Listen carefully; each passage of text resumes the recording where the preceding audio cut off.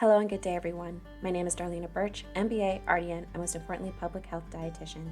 Welcome to my YouTube channel where I discuss U.S. federal nutrition programs, the important role they play in ensuring the health and well-being of all Americans, and how public health dietitians work tirelessly to support these amazing programs. All views expressed on this channel are my own and do not represent the opinions of any entity whatsoever with which I have been, am now, or will be affiliated. So if you've been following along with the season, then you know that I've been focusing on women who've had a major impact on public health within the U.S. because I just don't think many people realize the important role that women have played within this field.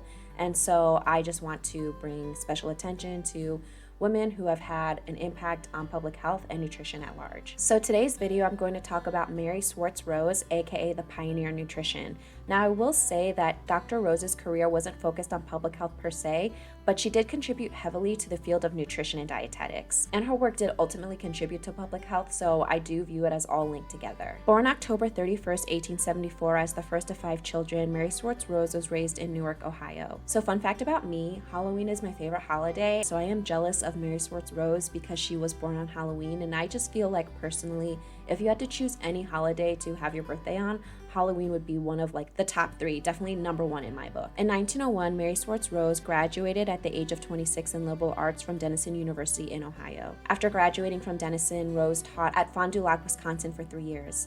In 1906, Rose earned her BS in Household Arts from Teachers College at Columbia University and subsequently received her PhD from Yale in 1909 at the age of 34. Her dissertation paper was titled The Physiological Utilization of Some Complex Carbohydrates. After her graduation from Yale, Dr. Rose began her career at Columbia University's Teachers College, where she remained for the entirety of her career. It's at Columbia University where Dr. Rose and Henry Sherman co-created the nation's first ever nutrition program. Dr. Rose held an interest in the health effects of practical foods and food combinations, which was reflected in her studies on food iron bioavailability. Dr. Rose's areas of research included basal metabolism, iron, vitamin C, vitamin B, cereals, and bran, and the practical applications of nutrition research. She also established methods for the teaching of nutrition science, which was a key factor in developing the burgeoning field. Now, Dr. Rose is especially remembered for her prolific writing. The first edition of her classic book, Laboratory Handbook for Dietetics, was published in 1912 and used by her as a text for students majoring in nutrition. Additional publications included numerous Teachers College bulletins, many of which address the application of nutrition science to the practical feeding of the family, with titles such as The Feeding of Young Children, Food for Schoolboys and Girls, and Some Food Facts to Help the Housewives in Feeding the Family. Dr. Rose even published a book titled Feeding the Family in 1916. And with the dawn of World War I, Dr. Rose helped create nutritionally sound army rations. During this time, Dr. Rose's writings turned to emergency feeding during wartime with bulletins such as Economical Diet and Cookery in Time of Emergency and How to Plan Meals in Wartime. She also published a book in 1918 titled Everyday Foods in Wartime. Dr. Rose also went on to publish 3 editions of her classic book, The Foundations of Nutrition, which was continued for a total of 6 editions by her colleagues at Columbia. Her reputed passion about the practical importance of nutrition was evident in her 1928 introduction to that book, which stated, "Nutrition is a science of immediate application to life.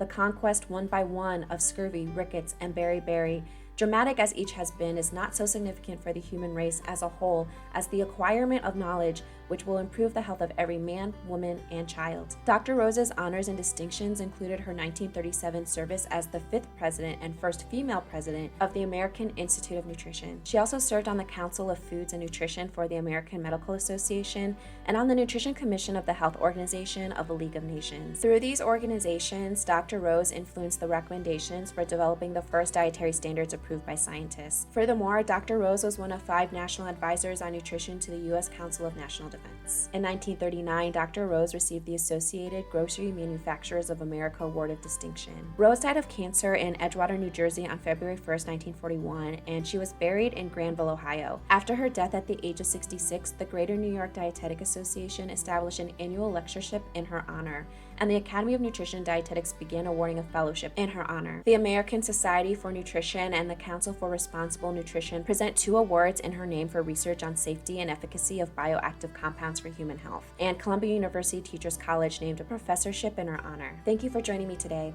If you like what you see, please smash the like button and subscribe to my YouTube channel. And remember, you're your own best advocate. Feed your body well, nourish your soul, nurture your mind, and nutrify your spirit. Remain true to yourself and never forget that every second forward is another opportunity to be a better version of your past self.